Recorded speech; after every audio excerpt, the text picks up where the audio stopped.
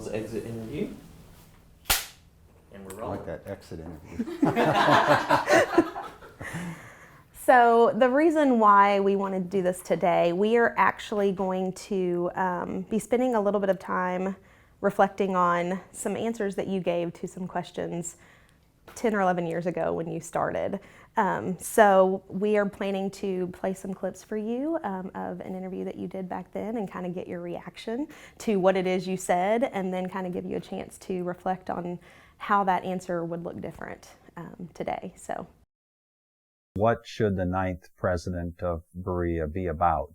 The president has to respect that mission, that identity, those values, and mirror it back to people so that they can embrace it and they can continue to work in those directions. But still, of course, time marches on. And in order to continue to do what we're doing, the endowment that serves to educate 1,600 students now will be insufficient for 1,600 students 10 years from now. The endowment will need to grow. If this is such a good experience for 1,600 students, surely it will be good for a few more students. I wouldn't change that at all.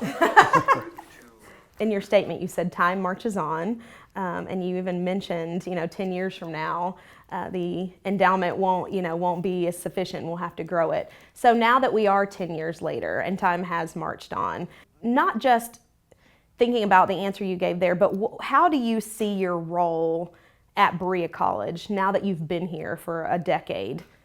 Well, somewhat surprisingly to me, Abbie, because I don't remember that interview very clearly, I'd probably say nearly the same thing now, 11 years later. This institution, unlike many others, has such a strong mission. There's an embrace. People understand it. I think if a president came in and said, I want to make this drastic change at Berea, the pitchforks would have come out almost immediately. We've also been very successful in fundraising, and that's the other key at Berea, which I didn't mention in that interview 11 years ago. You have to find friends who embrace the mission with you and have the means to really help you. And we've been amazingly successful in that regard.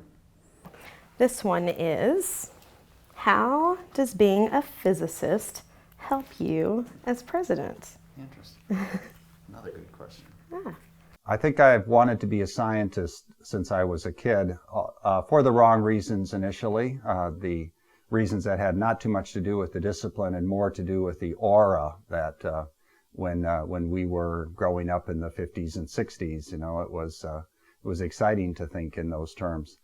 There is intense joy in being the first to understand something, or the first to see something, or the first to describe something. You can see it immediately when a student makes that transition from I'm not getting this to I got it. Those moments are so gratifying. They are the moments of achievement in the classroom. And I will tend, therefore, to think about leadership situations in those kinds of metaphorical ways too. So I've always felt like some of the things that come along with being a physicist make it easier for me to navigate in some leadership situations, but just being a human in the 21st century too, for sure.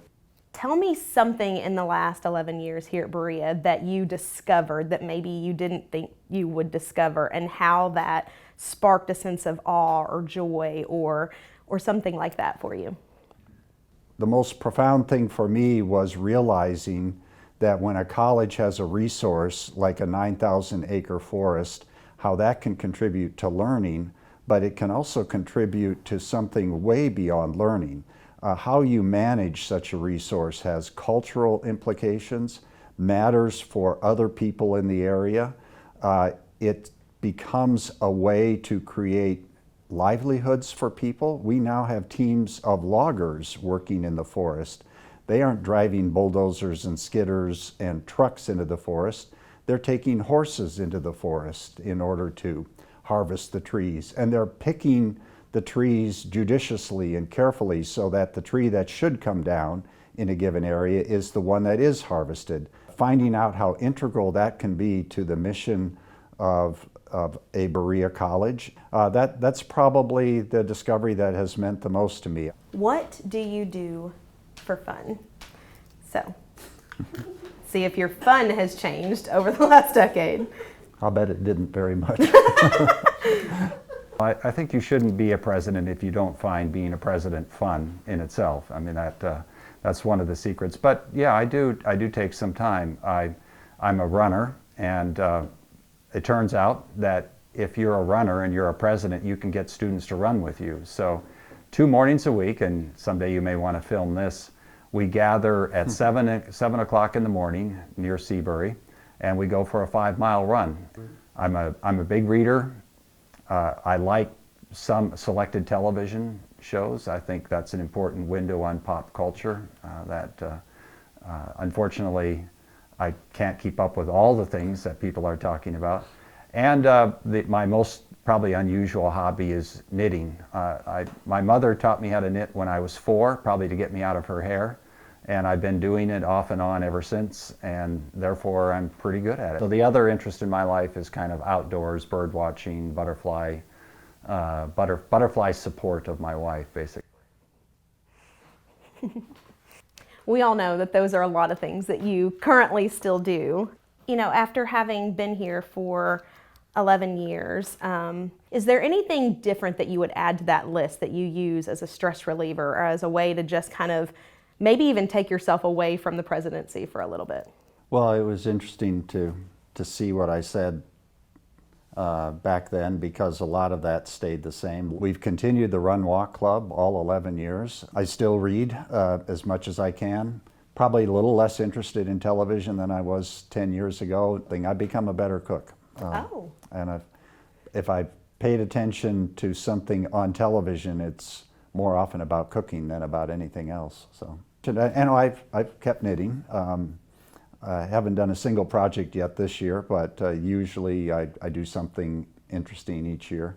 The one thing I didn't mention back then, I was already kind of interested in puzzles. It's a rare day that I don't do the Wordle and Quirtle puzzles, if you've heard of them. It's a never day that I don't do a Sudoku or two. Beyond that, I haven't changed my habits all that much from 10 or 11 years ago.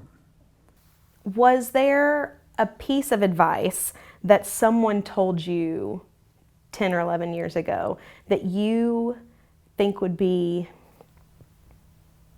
important to extend to our next president? Best question I heard, and this was from a retiring president. He said, I always try to remind myself at a difficult moment, what would you do if you were not scared? There are definitely scary times in being a president. You realize the sense of responsibility and that a wrong decision can have difficult consequences for so many people. You're probably going to be more likely to do the right thing if you try to set aside that fear, that concern, and say, what's really the right thing to do here? Berea will change a president more than a president will change Berea. It is true at Berea because it is already unique. It already has a mission that's proven itself, and you already have 1,600 students who've come to understand that mission, and about 600 or 700 employees who know they're part of that mission. So, we have an old recruiting poster actually created by President Frost, or President Frost's team, so now 120 years ago. And it's beautiful. It's fabric, so it was suitable for rolling up and then sending to a school somewhere, and it could be hung up in the school. And then on the very edge of the poster it says, where there's a will, there's a way. I have oftentimes, when giving formal presentations about Berea, I show a picture of that poster, that cloth poster, and describe its background and so. But where it says, where there's a will, there's a way, I cross that out and I say, where there's a will, we want to be in it. And that always gets the audience, and it helps them understand that the way Berea College has succeeded is through bequests, by and large. We've got $500 million in bequests. The American financial markets have turned that into a $1.6 billion endowment. That's the foundation, that's the financial foundation of Berea College. And so turning that fun cliche on its head in a way that both amuses people but helps them understand how they can really help Berea, put us in your will. That's the single most useful technique or trick that I learned early on in my presidency. That's very interesting. It's been fun to watch your reactions and see what has or hasn't changed about you. So, I think I look a little older. That'll be obvious. I should have insisted on a makeup session, I guess. But. And we've got all the tools here. We could. I'm kidding. But thank you very much. You're welcome. Thank you for all you do and all this talent in this room. It's amazing.